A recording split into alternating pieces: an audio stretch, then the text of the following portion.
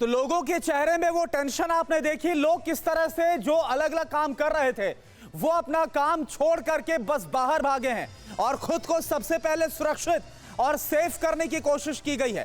अब आप ये ग्राफिक्स एक बार फिर से देखिए।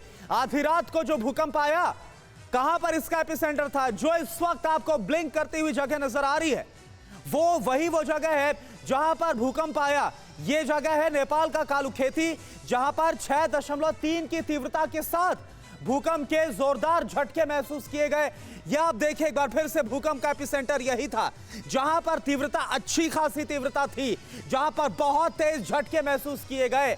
6.3 की तीव्रता के साथ यह भूकंप आया और यही वजह है कि आशंका इस बात को लेकर है, टेंशन इस बात को लेकर बढ़ गई है कि नेपाल में जहां पर यह एपिसेंटर था और उसके आसपास के जो इलाके हैं वहां पर जानमाल का नुकसान भी हो सकता है, जिसको लेकर, क्योंकि आधी रात को ही झटके थे और जिसको लेकर लगातार अब जो रिपोर्ट्स का आना है वो शुरू हो गया। भारत में इसका असर कहां पर और दुनिया में असर कहां? चीन आपने देखा, चीन भी किस तरह से भूकंप के इन झटकों से थर्रा गया, जिसका एपिसेंटर था नेपाल का कालूखेती। और वहीं भारत में आप दिल्ली से लेकर लखनऊ तक और इधर मुजफ्फरपुर, उधर उत्तराखंड की बात करें तो हर जगह, राजस्थान तक में भूकंप के झटके महसूस किए गए हैं।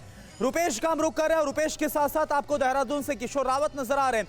रुपेश, ये बताइए कि और क्या जानकारी आपके पास सामने आ रही है, और खास तौर पर जो जिसका हम जिक्र कर रहे हैं, क्योंकि 6.3 की जो तीव्रता है वो काफी तेज झटके माने जाते हैं, ऐसे में नुकसान भी हो सकता है। इस बारे में आपके पास अभी तक कोई रिपोर्ट्स?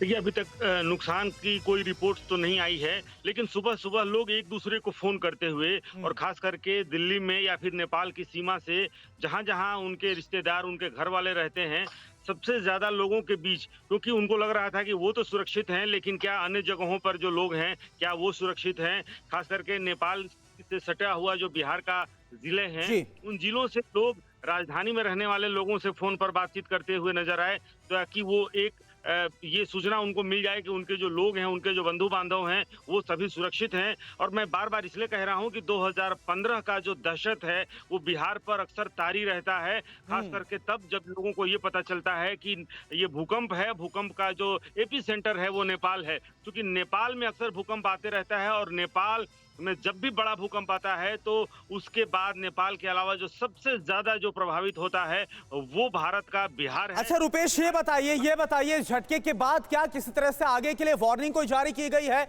कोई सावधानी बरतने की बात कही गई है लोगों से? देखिए, कल ही आपदा प्रबंधन विभाग ने आपदा दिवस मनाया है और लोगों को ये खास तौर पर एक ट्रेनिंग प्रोग्राम इसके पहले भी चलता है, चाहे वो एनडीआरएफ, एसडीआरएफ के द्वारा लोगों को ट्रेनिंग दी जाती है किस तरह से झुकें, किस तरह से बचाव करें। तो कल ही एक योजना बनी है, मुख्यमंत्री नीतीश कुमार भी मौजूद थे, उन्होंने कहा कि अटल बिहारी वाजपेयी जब प्रधानमंत्री थे तो क्या क्या योजनाएं बनी थी, उन योजनाओं को फिर से रिवाइवल किया जाए। और संयोग देखिए, कल चंद्र ग्रहण, कल ही आपदा प्रबंधन विभाग ने अपना दिवस मनाया है विभाग का, और कल ही एक जो ट्रेनिंग प्रोग्राम थी, लोगों को ट्रेनिंग भी दी गई और एक बृहद ट्रेनिंग देने की कार्य योजना भी बनी है खास करके। और उसमें बिल्कुल, तो ये जो ट्रेनिंग भी है ये कहीं ना कहीं ऐसे वक्त में काम भी आती है। लेकिन आप कोइंसिडेंस देखिए कि किस तरह से कल ही बिहार में इस तरह से कार्यक्रम का आयोजन हुआ था और इसमें लोगों को तमाम हिदायत और सावधानियां क्या बरतनी, और आधी रात को बड़े झटके महसूस लोगों ने किया और उसके बाद लोगों का रिएक्शन भी सामने आया, लोग घरों से बाहर निकलते सामने आए। किशोर रावत का हम रुख कर रहे हैं जो कि उत्तराखंड से इस वक्त हमारे साथ है, देहरादून से। किशोर, और क्या जानकारी आपके पास? क्या जो पहाड़ी इलाकों में लोग किस तरह से आधी रात को बाहर निकले हैं, कैसे पूरी रात गुजारी है, और क्या नुकसान को लेकर कोई रिपोर्ट्स आपके पास आ रही है अभी? देखिए, नुकसान को लेकर अभी तक फिलहाल कोई खबर नहीं आई है। वजह यही है कि देर रात भूकंप आया था और उसके बाद अब जैसे सुबह हुई है तो धीरे धीरे पता लग पाएगा कि कहाँ का नुकसान हुआ है। दूसरी बात यह है कि उत्तरकाशी, बागेश्वर, चमोली, पिथौरागढ़, रुद्रप्रयाग, ये वो इलाके हैं जो जोन 5 में और 4 में आते हैं। उत्तराखंड पूरा ही सेंसिटिव जोन है और इसको लेके लगातार जो अलर्ट्स है वो जारी किए जाते हैं कि भाई इन इलाकों में आप मकान या फिर जो कंस्ट्रक्शन है उस तरीके से करें।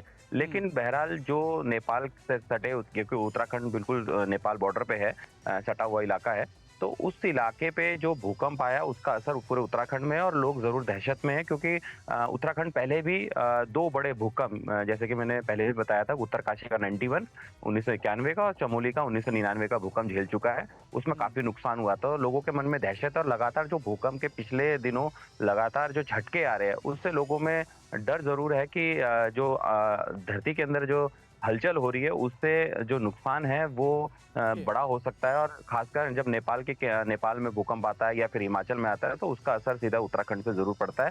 फिलहाल ठीक अगर है। अभी बात करें नुकसान की, तो सुबह जैसे ही धीरे धीरे अब पता लग पाएगा कि इंटीरियर इलाकों में कहाँ का नुकसान हुआ है, घरों को नुकसान हुआ है फिर या फिर जान माल का नुकसान हुआ, धीरे धीरे पता लग पाएगा। बिल्कुल इस बात को लेकर आशंका काफी गहराती हुई नजर आ रही है, क्योंकि काफी तेज ये झटके थे।